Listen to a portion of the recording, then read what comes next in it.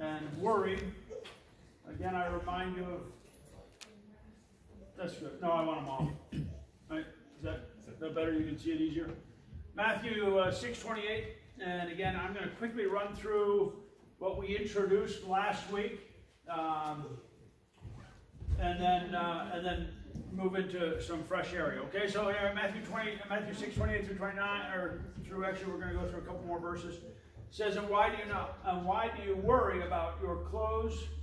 See how the flowers of the field grow, they do not labor or spin, yet I tell you that not even Solomon in all his splendor was dressed like one of these. If that is how God clothes the grass of the field, which is here today, gone tomorrow thrown into the fire, will he not much more clothe you, you of little faith? So do not worry, saying, what will you eat, or what shall we drink, or what shall we wear?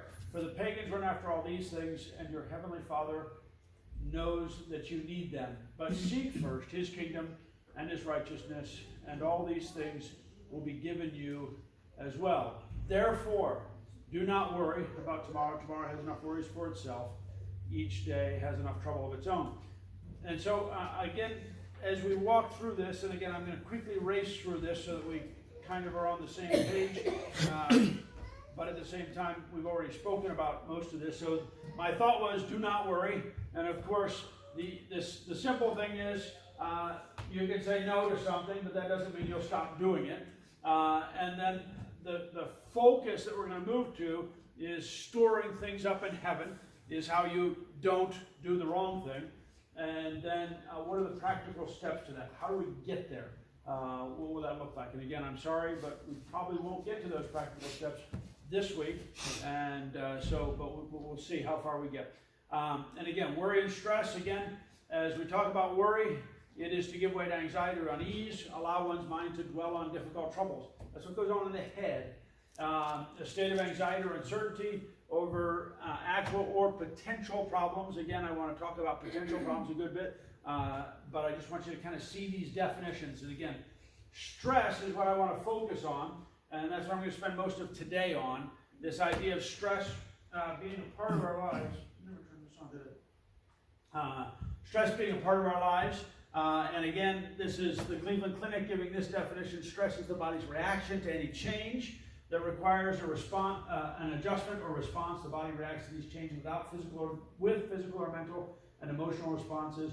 Stress is a normal part of life. It's important to hear that. Stress is a normal part of life. You can experience stress from your environment, your body, and your thoughts. Again, we're going to focus primarily on thoughts, knowing that we can affect some of the others, but we also have to control our thoughts. And then, again, Merriam-Webster just defines stress as a state resulting from a stress. And again, it's suggesting that there's something that's creating a problem for us, a stress, especially one of bodily or mental tension resulting from factors that tend to alter an existent equilibrium. Equilibrium just means that your life is in balance. It doesn't mean it's right. It just means it's in balance. You're used to that, okay? So it doesn't necessarily mean that everything is smooth. It just means I'm comfortable with this. So it's in the psychological world, it's kind of crazy, but they almost always find out that ladies marry men like their dad. If their dad was abusive, they tend to be attracted to abusive men in some way or another. It's crazy. It's not always true, but it's kind of interesting. And why it is because of this word equilibrium.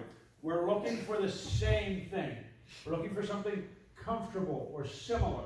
And that's so important for us to catch as we walk through this stress stuff.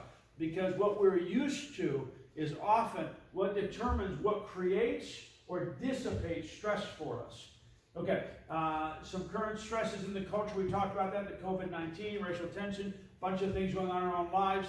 And so I want to pick up,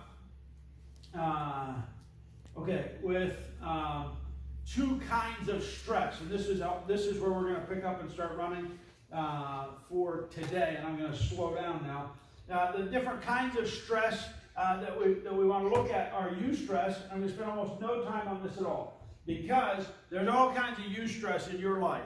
And as you hear that word stress, you think, oh, that's all bad. Usually when we're talking about worry and stress, throughout this sermon, hear it as not eustress, but as this word, distress, okay? And distress is the bad stress in our life. So what is a eustress? A eustress, by the way, the EU at the beginning is just a stupid Greek term that means good. Okay, so it's good stress. What are some good stresses? What might they be? What might they feel like? Well, you know what? If you've ever done something that is difficult but enjoyable. So I like Frisbee and hockey. It's hard work. I get all sweaty. It's stress. It's good stress. When you get an increase in your pay or a job, you get moved up in your job to the next level.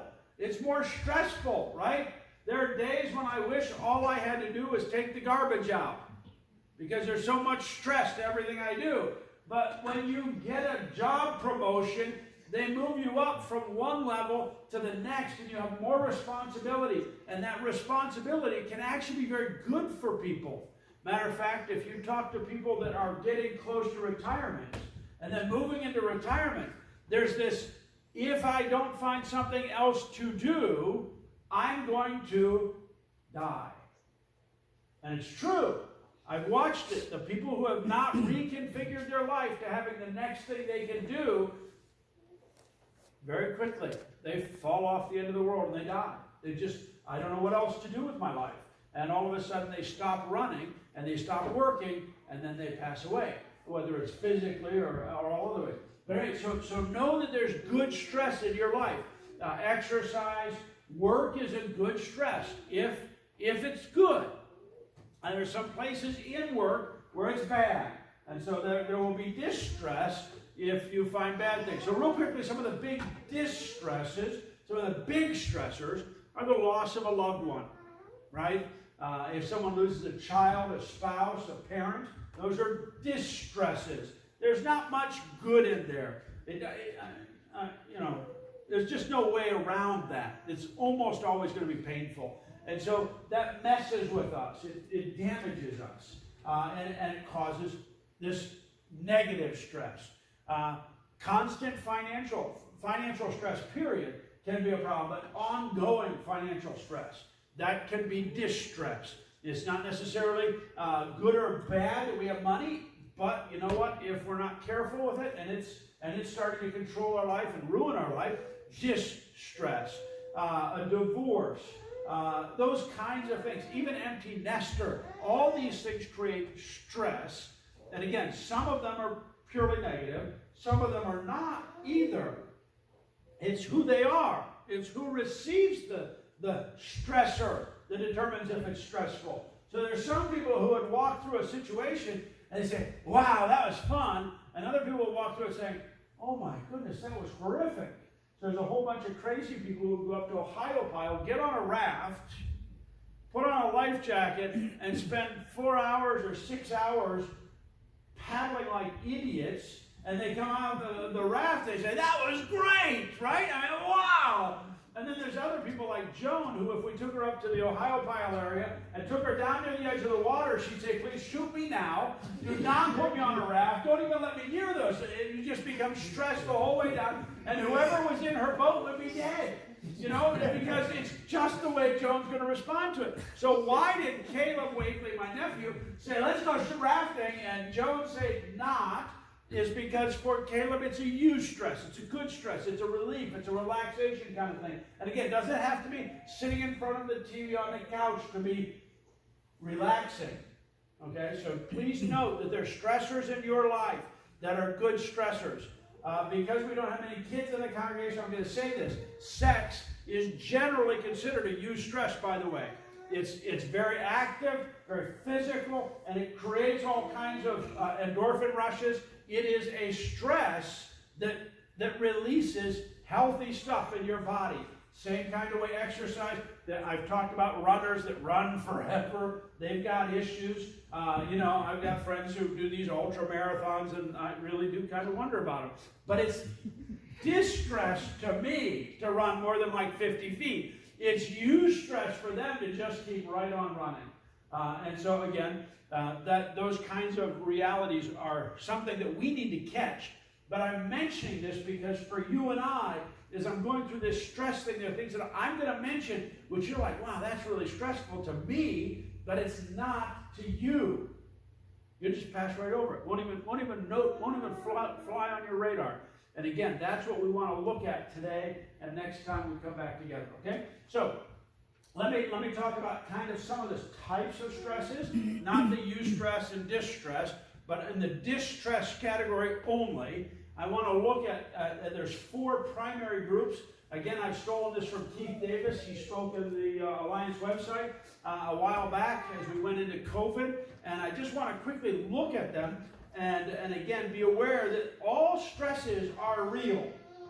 Again, it doesn't necessarily mean we all respond to them the same. So please note that there are things that some people are bothered by that other people aren't. That still makes it stress. Your body still responds to it. I'm sorry I pick on Dave's mom at this particular time in the service, but Dave's mom, when her mind was going, and really mostly gone, she would every so often ask Rod, where's mom and dad?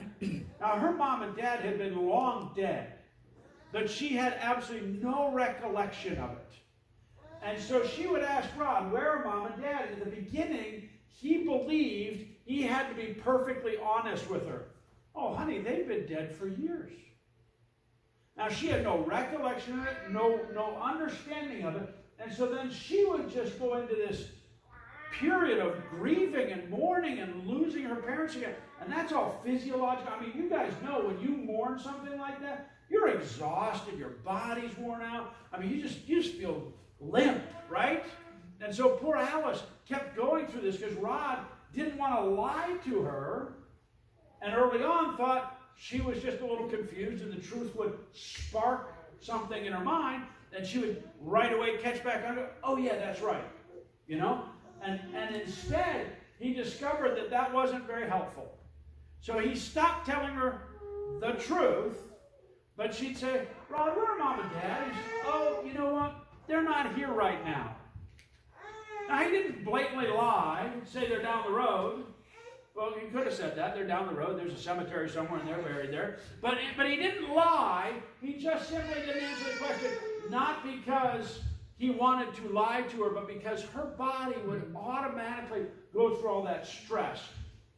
And so I want to talk about some of these stresses, and I want to tell you that they're real because our body reacts to them. It sends us into this kind of reality that affects how we live, how we work, and how our body is reacting to things. So, real quickly, there's potent stress. That's traumatic.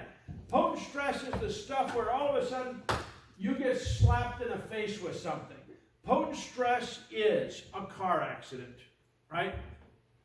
Literally.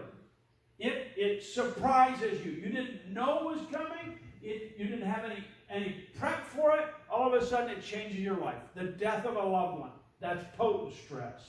That's the kind of stress where all of a sudden you've got something that can or may not be able to, but it is a significant shift. Again, remember we talked about equilibrium. Our equilibrium is now off, and now there's this huge stress that we've got to negotiate. And so one of those stresses could be a job change, right? That's potent.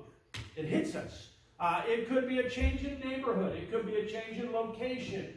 Any of these kinds of things are a potent, are a potent stress. They're the things like going off to college for a kid. All of a sudden, they're no longer in high school. They're no longer in their home community. There's this bam. All of a sudden, something's different. They're getting married. That's a dramatic, potent stress. Okay, it's a change that creates problems that are not necessarily problems, but they're the things that create, again, a shift in balance.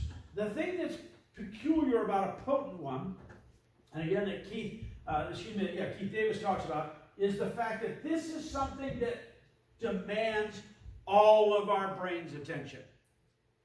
I mean, if you're going to have a conversation with Dave and he's just had a car accident, he's still talking about the car accident. You're like, dude, we're on our way to Dairy Queen. I want a sundae, okay? And that's what I'm thinking about. But he just went through this car accident, and he's still blabbering about this car accident. I'm like, come on, move on, right? That's what I want. Let's get to Dairy Queen. I want my sundae. He wants to talk about a car accident. That's potent stress. If you can't push it out of your mind, it's fresh and it's big, that's potent stress. This is something that is generally something we can deal with if we process it. Processing might be a mental issue, but it might also be a physical issue. It might be, you know what, I need to go to the doctor's office and get my leg worked on, right? Or I need to go, whatever it is. I need to go to the bank and figure out how to get my checkbook to balance again. So that's a potent kind of, bam, I can work on this, okay? It is definitely going to unbalance your life, right? There's no equilibrium for a little while. Everything's kind of out of skew, but then your life can and will, again, find an equilibrium. Okay? Potent stress. The next one is persistent. And persistent is the annoying stress that you and I live with. By the way, we all have this, and this one is the most dangerous. For a whole bunch of reasons, it's very dangerous. First off, it almost invariably goes just under radar. You're not aware of it because you're used to it. I remember the old church building. The first couple of weeks I was there, I'd walk down to the front to get up to my seat, to the pulpit. And as I walked down what was in the church, as you were looking down, the left side of the church, somebody had the clever idea of cutting off a gas line that was sticking out for the I think it was for a boiler register, but somehow the pipe came up out of the floor and stuck out, and it was just at the right elevation so that it would clip the side of my ankle bone. Oh, you want to talk about pain. The first couple of times I did it, I almost hit the floor. I'm like, oh man, I'm going to need someone to anoint me with oil because I'm going to die. I'm in so much pain, and I got to preach. The second week I walked past it, I kicked it, bumped it with my ankle. The third week, and from then on, I never noticed it. I never hit it again. Somehow I figured out how to ignore that. Now, you know what? I never asked someone to tear that pipe out. So it meant that every visitor who came to our church who walked down that side went, ow, as they left the church. They came in comfort and left in pain. And it wasn't my preaching. It was they had walked down that side of the church, clipped their ankle, and ow. Okay? Persistent things eventually kind of sneak under our radar because we start to think, this makes sense for this to be in my life. This is an okay standard. And these things that are persistent but annoying are the things that kind of pull away at our power, our strength, our energy. They deplete us. What are they? They're the things that kind of run in the background. Chronic debt. Not a crisis of finances. Not, oh man, the dishwasher broke, or the car engine blew, or those kind of things. This is every month I'm spending a little more than I should. Every month something is kind of bleeding our system. We're just not quite making it. It's chronic debt. It's working from home with too many kids, or any kids. You're trying to do too many things at one time. Now, for a woman who would argue that she's able to multitask, you know that if you get too many multitasks going on, you still can't do it either, right? Now, you always pick on guys because guys can't do two things at once, which is true. I cannot chew gum, not because I can't chew gum, but because if I chew gum, I can't do anything else, right? And so, anyway, as you think about it, though, for a guy, they tend to say, I'm only going to do one thing so that I don't get all these other little things nicking away at me.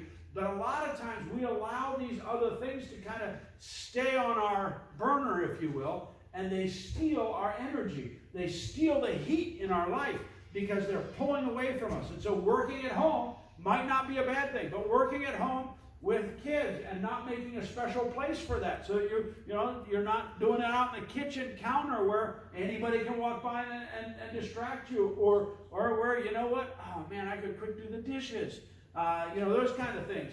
So another one of the persistent stresses that we have in our life that's very, very common is pain. If you have some sort of pain that is what I want to call chronic, doesn't mean it's always there, but it's something you kind of always float in and out of. So right now my knees feel wonderful. I am completely unaware of either of my knees having any pain. But it is chronic for me. So I have no idea when it's going to hit again. Matter of fact, yesterday I was walking out of the door of the house and I had to take a step down. As I stepped down, I thought, oh, my knee feels really good today. Like that actually was, wow, that didn't hurt. That's chronic. That's that's annoying. That's this persistent kind of thing, and it drains you. And if you're not careful with these things, again, some of them we may never be able to solve. So you got to be careful.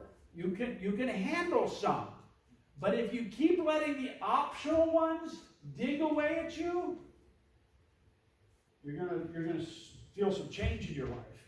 They will again, like I said, they deplete us. They will damage our immune system. People that are constantly fighting things are actually going to not only fight things in their brain, but it'll also affect how their immune system responds to stuff. They're just exhausted. They may or may not get more sleep, but they're always tired. Those kinds of things.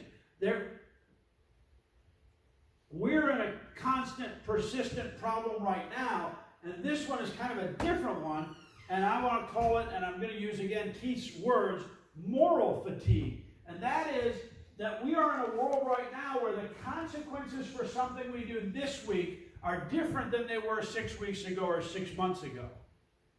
So let me explain that to you this way. A year ago, there were mass shootings going on around the world, weren't there? Especially around the country. They pushed for good security everywhere. Now all of a sudden, our security measures prevent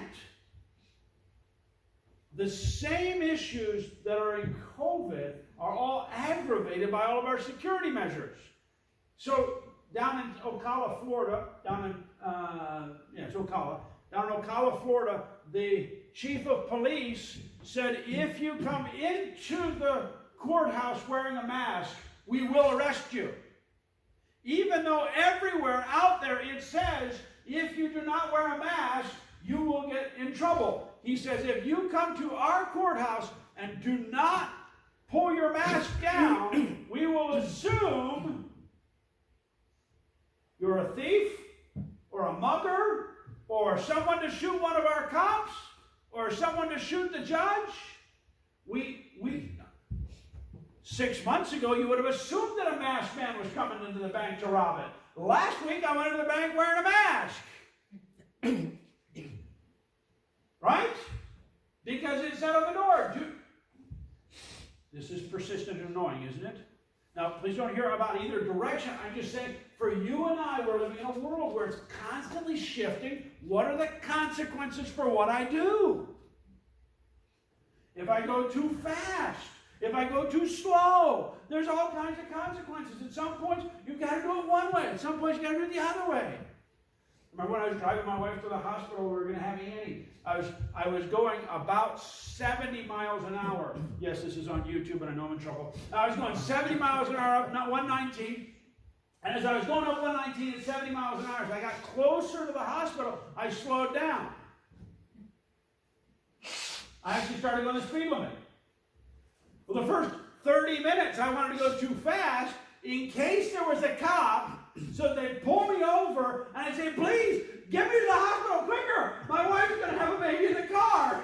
Either you're going to deliver or I'm going to deliver. Let's get there. Anyway, but after I got closer, I thought, you know what? I don't want to get pulled over now because I'm so close I'll waste too much time talking to the cop to get the escort. And it won't do me any good. And that persistent, annoying thing is that our life is constantly full of these shifting sandbars that we walk on. And so, and again, we're in a new era of it, but it's not new. That's always been true. The rules, the lifestyles we live, they're always changing around us. And that's a stress on you, because it's a stress on me. There are things that I used to do. I used to go and sit at a little old lady's house and have about an hour and a half visit, giving her communion. And then Sandusky went out and was an idiot. And I can't go visit little old ladies as easily. I've got to be a lot more careful now. Now, I was careful back then, but now I could get in trouble. Back then, it was really hard for me to get in trouble for visiting a lady.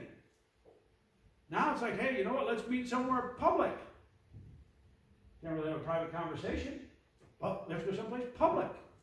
Why? So that, okay, that's a stress. And you and I live with those. And so this persistent kind of thing is very, very important. Again, everybody has this. The question is, are there some you can remove? And if there's some you can remove, they will then help you. We'll talk about that. Okay, next one is perceptual. It's your view of your environment. This one is the one where it's mostly in your head. How do I see the world? This is where we get the words optimism, right? And negative thinking. There are people who just, when they look at something, it's a half-empty cup, and other people look at it as a half-full cup, right? That's kind of what's going on here, and that's true of all of us. Now, the funny thing is, even the people who what we would consider pessimists, the half-empty people, there are areas in their life where they're optimists, right? So it's not that they're incapable, it's that the way they're seeing this situation is pessimistic.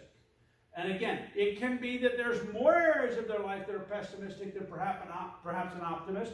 Tony Campolo tells the story of two little boys who at Christmas come running out underneath the Christmas tree. They find their boxes. The first boy opens up his box. He finds this beautiful toy. It's this great big, and we're talking monstrous toy fire truck. And he opens it up, and it's got bells on the front. It's got a flashing light with a siren. It's got a working ladder and all this kind of stuff. And he goes, oh my, it's going to break.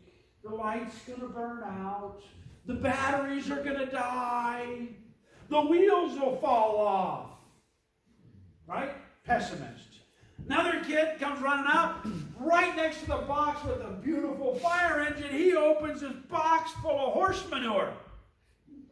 And he's digging through the manure, and then he starts running around the house so excited. And his parents go, what is up with you? He says, well, if there's that much manure, there's got to be a pony somewhere. Right? The eternal optimist. Now, see, we have them at either extreme. But what I want you to hear is that you and I are in many areas an optimist, and in many areas a pessimist. And so the tension for us is not to say I'm an optimist, but I'm optimistic in these areas. And I'm pessimistic in these areas. And as a human being, I want to walk through them and start to pull down the ones that I'm pessimistic about. So, again, as you walk through that, a pessimist would tend to say, my situation is really worse than it is. Expectation can be a huge problem here. And I want to talk about I want to talk about three expectations or lies that underlie our perception of reality. And so, but before I get there, I want you to quickly look at this. Our expectation can create disappointment. How many of you have been disappointed by something that you really didn't even have a right to? Jesus tells the story of the workers who go out. The first ones in the morning, they go out early in the morning, and then and the boss says, I'll pay you a denarius, which is a day's wages. I'll pay you $10. And then the next one goes out, but instead of going out at 6 o'clock in the morning, the next group comes out at 9 o'clock. And he says, I'll pay you what's fair. And then when he gets to the group, he goes back. There's still people at the marketplace at 10 o'clock or noon, and he says, hey, you haven't gone to work yet. Come on out. Come to my place of work. I'll pay you something. And then at 6 o'clock at night, he goes out and he gets some more people. And he brings them home. He says, go work in my fields. And they go out and they work in the field for just a couple hours. As they're getting paid, he brings the people who were there first who were there latest at 6 o'clock in the evening. He says, here's your pay. And he gives them all $10. And the guys at the end of the line, who were the ones who started at the beginning of the day, say, whoo, he gave them $10. I don't know what he's going to give us, you know? And so the next group gets $10, and the next group gets $10, and the last group coming through is worked the 12-hour shift, and they're all looking at him going, why don't I get $10? And he says, friend, we agreed to $10 when you started, didn't we? But because they saw the other guys get paid first. They're like, wait, that's not fair. It's just an expectation. Expectation based on perception of reality for you and I. What should I have? If you went back 100 years and asked an American what you should have in your house, 99.9% of the junk you got in your house would be considered extra. But if you watch television today, you can guarantee that they will convince you that you just don't plain have enough. And you need more. I drove a car with a backup camera. Now, oh man, you want to talk about nice. It's great for old people. Anybody over 20. Okay? But I'm just telling you, it's so nice because you hop in the car and this little screen comes on in the front and it looks like you're watching a video game. It's great for kids, right? A video game turns on and what it is what's right behind you. And so you can see the fact that there's a trailer behind you and it's yours, and so you can't see anything behind that. But that's okay. But if there's no trailer behind you, you can just back up and you look at the front and you look at your mirrors and you can see everything. When I was a kid, I was taught that you turn your neck around, and if you can't get it far enough, you can get your rear end up off the seat and you poke your head around and you look at what's behind you. Still do it with the camera. I don't trust the camera either. See, what I expect is, and it was when I was driving a car that I couldn't see out of. I hated some of these newer cars. They got such little windows now that you feel like you're wearing, these little goggles. I'm like, I expect to see lots. I'm used to sitting up in a big Suburban, up high, looking down over the whole world. You know what? When my expectation is set, then I'm usually disappointed, not because something is bad, but because my expectation is perhaps wrong. And so again, this perception is so important, and we need to make sure we've got it right. Let me quickly give a couple of these. I think what I'm going to try to do is get through this illusions of our age, and then next week, or the next time we get together, I will try to talk through all the different kind of how we deal with these things, okay? The Illusions of Our Age was by Cameron McAllister, who works with Ravi Zacharias International Ministries. And I want to talk about it because I thought these are really good. First illusion is you and I are in control. That's what we work for. We work to be in control. We want to be the ones who are able to say everything is safe. How do we do that? We work for retirement. We save up a little bit. When we're taking care of our kids, we want to know where they are. How many of you have thought about getting, they're called tiles, or these little things that tell you with a GPS where your stuff is, right? Most of you need them for your key. I walk out of the store almost every time thinking, where did I park my car, right? But I have the tile in my pocket, because if I leave it in the car, someone else will be driving my car, I wonder where it is. But anyway, so how many of you have done this? You walked outside in the parking lot, you looked around for your car, you're like, I'm not sure where my car is, and so you hit the button on the car that goes beep, beep, beep, beep. You're like, oh, there's my car over there, right? The best is because at times in my life I've had as many as 5 cars, I will walk out and I'll be looking for my car. I won't know which car, let alone which car I drove, let alone where I parked. And so it's a double problem now. Now I'm not only looking for the wrong car, but I'm looking for the wrong car in the wrong location. And so we live in a world that says, man, I can be in control. How can I fix that problem? Well, you know what? I can push a button and my car will make noise. I'm in control. I'm in control of this. And so again, a lot of our world says you can be in control. Control your finances, control your destiny, control all these things. Well, you know what? God says God is in control, but you are not. You can't even control the color of your hair. Now, some of you are saying, yes, I can. I dye it. No, the roots are still the wrong color for what you want to color it to, aren't they? I don't control the color of my hair. I don't control the color of my eyes. Again, you can put in contacts. Come on, guys. You and I both know that down the roots, you guys are like, oh, I wish I had this, or I wish I had that. You can't control whether or not you're a guy or a girl. You can't control all these other things. Again, we can go to science and fix some of those things, supposedly. But I'm just saying, there's a lot of things in your life that you cannot control. I went to the doctors and got my eyes fixed so I had 20/20 vision. I want to be able to see farther than 20/20 vision. Why do they stop there? Have you ever considered that? Why don't they give me binoculars when I get this LASIK surgery? I don't just want to be able to see crisp. I want to see all the way on the other side of the state. Right? What is wrong with them? I'm not in control. I'm not in control. And I live in a culture that tells me I can control it. You control your health. How many of you have been told that if you wear a mask and you wear gloves, you do all these things, you will stay healthy and safe? I can't see that control is possible. Because even if you wear a mask and if you wear gloves and all this, I love to watch people who are shopping with gloves on. Forgive me for this little digression.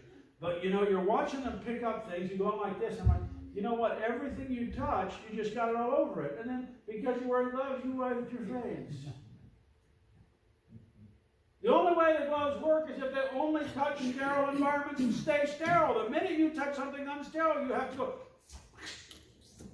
throw them away, put on a fresh pair, right? I mean, think about it. When a doctor does surgery, just because he's got blood on his hands doesn't mean you ought to get the blood from Claudia on B on Dave. Between Claudia's surgery and B's surgery, you ought to go wash, right? But as long as he's touching Claudia, he's fine. He doesn't have to worry about re-gloving or washing. But then as soon as he goes over to B, he's got to shift and wash. And you know what? You go walking around Martin's and you got gloves on. You know what? You have your hands in your pocket on your money, and only God knows where your money's been. And you know, all these other things. You're like, wait, these aren't. You can't control your world. You can't control the environment. You can't control all this stuff. Now, yeah, you have a little bit of influence. But I'm talking about the lie, this illusion in our age that you can control. Guess what? Tomorrow morning, you have no idea what's going to happen. I woke up one morning and 2 towers in downtown New York City no longer were standing. Couldn't believe it. Impossible. The next thing is we're invincible. How many of you have been in a car before? Let's be honest. It is an extension of you. That's what they sell it to, you know, when you're buying a car. But I want you to think about this. When you are in the car, do you feel unsafe? You can drive through very, very rough neighborhoods and not feel nearly as dangerous as if you walked through them, right? Up in Pittsburgh, there's a couple neighborhoods you're not supposed to go through. One's the East Liberty, right? One's Homestead, right? And another one is the north side of Pittsburgh, right where Allegheny Center Alliance Church is, where I grew up going to church, and my parents said, when you get done with church, you stay inside the building because we like you, right? Do not go outside. It's night, and we don't want to lose you. But the minute we got into the car, it was a safe environment. Why? Because it's for you and me, it's kind of like one of those hermit crabs climbs inside of a shell, and all of a sudden it's impervious. We're invincible. If only I have this exoskeleton, I can get away with all kinds of things. That's an illusion. I watch these World War I movies and back, and I think, you know how many of those guys, when they got shot, realized that they would never walk right again? You know how many teenagers think they can get away with all kinds of garbage to their body, and it won't affect them? It's the illusion of invincibility. And you know what the sad part is? We live with it. We live with it. We think that we can get away with doing all kinds of stupid because we're driving a car. How many of you think, you know what, if I drove a motorcycle, I gotta be careful, but if I drive a car, I'm okay. It's safe to drive a car. Now, they've told you it's safe to drive a car, but lots of people die driving cars, don't they? Lots of people get injured driving cars, don't they? Lots of people get killed driving motorcycles, don't they? But you know what? The issue is we have this extension around us that says if I'm in my car, I'm safe. And it's not just from driving through the wrong neighborhood, it's everything. I'm invincible. Not only am I invincible, but then finally I'm immortal. And again, these are the 3 kind of illusions of our age. I'll never die. I'll never be held accountable for what I do. There's never a day of reckoning. I'll just keep going. And not only will I keep going, this is the funny part, because like until I got to about 40 years old, I thought not only will I keep going forever, but I will keep being perfectly healthy like I was when I was 18.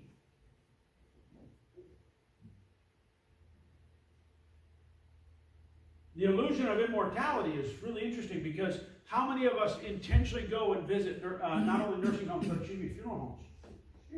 We go, we talk, we chat. I've noticed this more and more.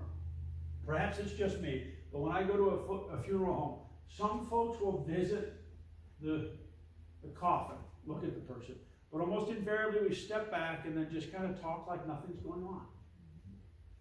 There's no death in the room. There's not a dead person. There's no memory. Just, hey, what else? Let's talk about something else. It's because in our minds we're immortal. I want you to think about this. Think about this. In 20 years, statistically, I'll be dead. My wife's not here, I can say this. In 20 years, statistically, I'll be dead. Right? That's my mortuary, something like that. 83. 83. Oh man, I got a couple extra years. Okay, good. So now I got an extra 10 years. Yes. Okay, so I am immortal. All right, but think about this. I'm 2/3 of the way through the lifespan here, guys, and I'm still living like I'm on day 12. Now, if you want to catch this right, what you're doing then is not saying I'm immortal, you're saying God's immortal, and on the other side of the veil, I will also become immortal. But not here. I'm only temporary. The things I'm doing are only temporary. Matter of fact, the people after me probably won't even remember me. I want to show of hands. How many of you honestly remember Reverend Mark Appleby? More than a third of you. That's pretty good. How can we forget him? Great guy, wasn't he? Great pastor. He was my predecessor by less than a quarter of a century. 25 years ago, he stepped down. 27 years back. 27 years later, and only a third of the church remembers him. Now that's okay, because if